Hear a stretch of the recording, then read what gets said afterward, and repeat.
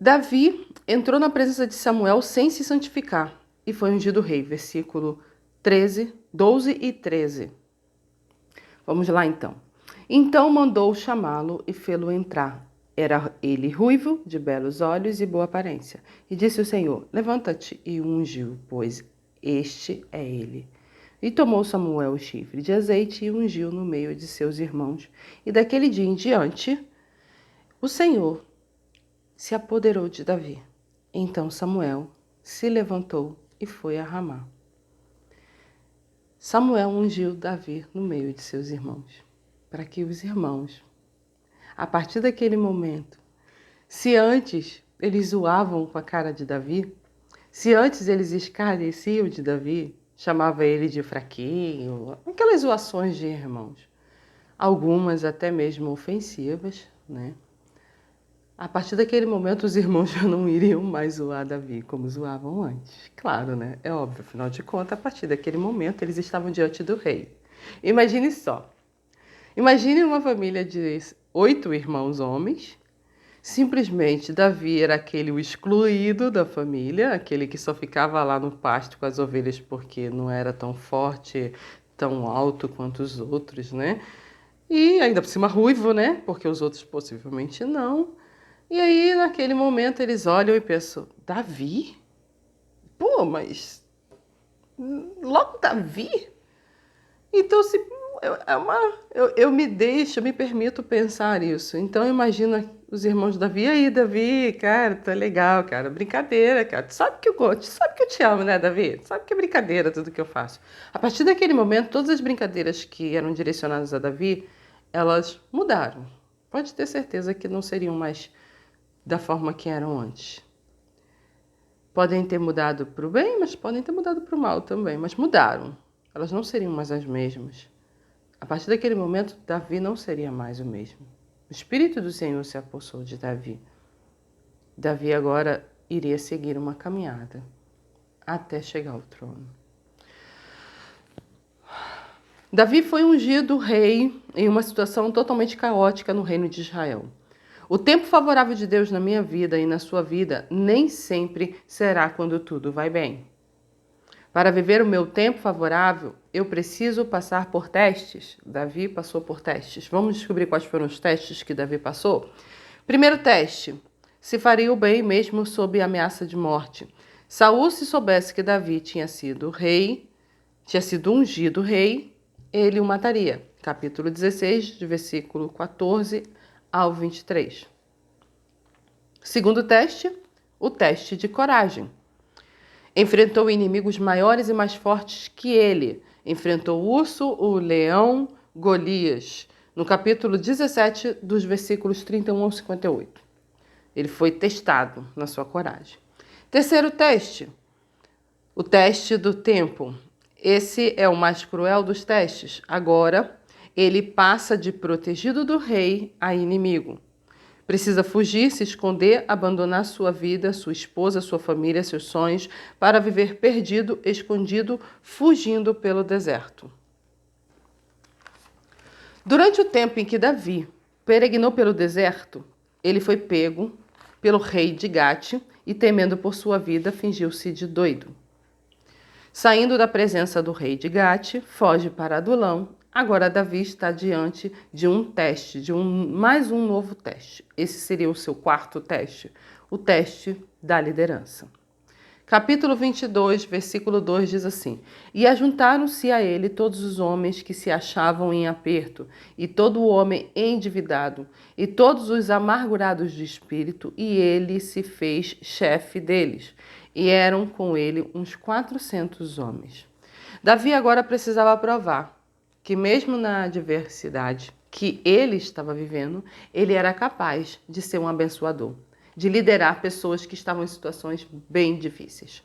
Liderar pessoas inteligentes, sem dívidas, sem problemas, aqueles que estão, prontos, para liderar, para trabalhar, isso é fácil. Liderar quando não há dificuldade É muito fácil, mas você liderar num tempo caótico, numa situação caótica, liderar pessoas endividadas, pessoas desprezadas, desanimadas, pessoas que nem querem talvez fazer nada, isso sim é teste de liderança. E Davi agora estava no deserto com pessoas desacreditadas, endividadas, sabe?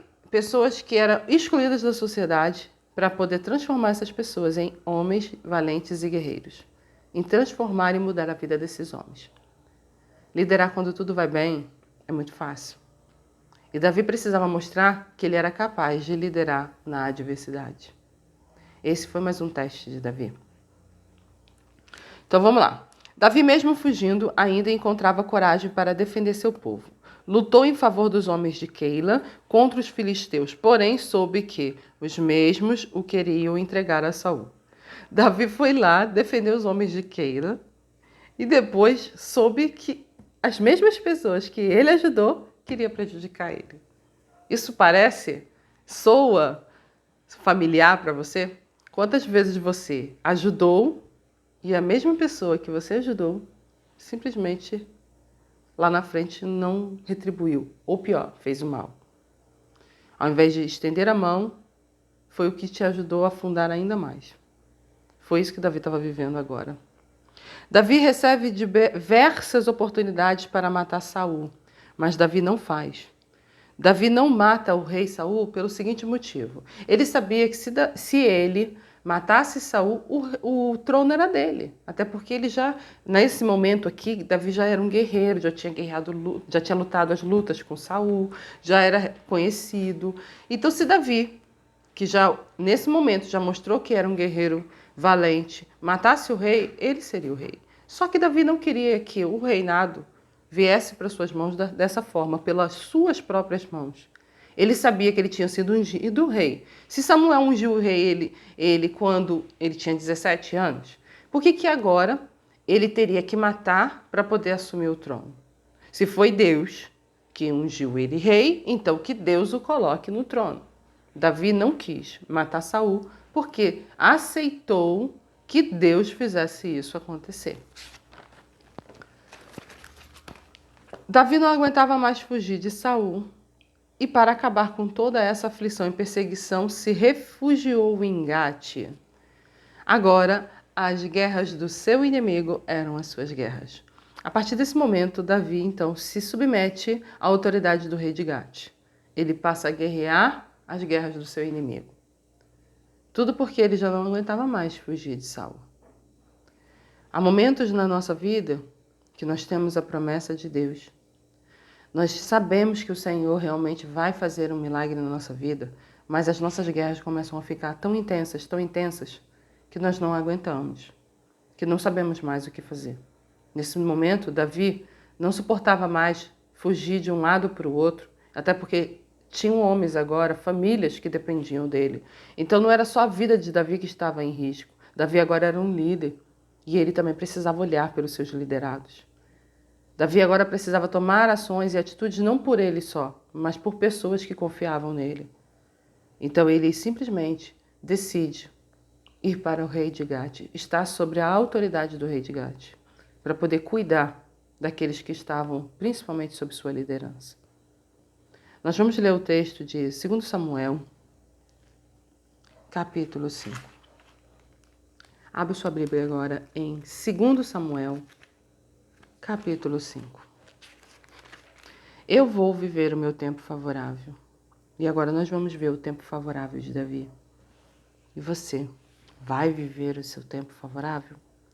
2 Samuel, capítulo 5, dos versículos 1 ao 5, diz assim: Então, todas as tribos de Israel vieram a Davi, a Hebrom, e falaram dizendo: Somos do mesmo povo que tu és. Outrora, sendo Saul rei sobre nós, eras tu que fazias as entradas e saídas militares com Israel. Também o Senhor te disse: Tu apacentarás o meu povo de Israel, e serás chefe sobre Israel.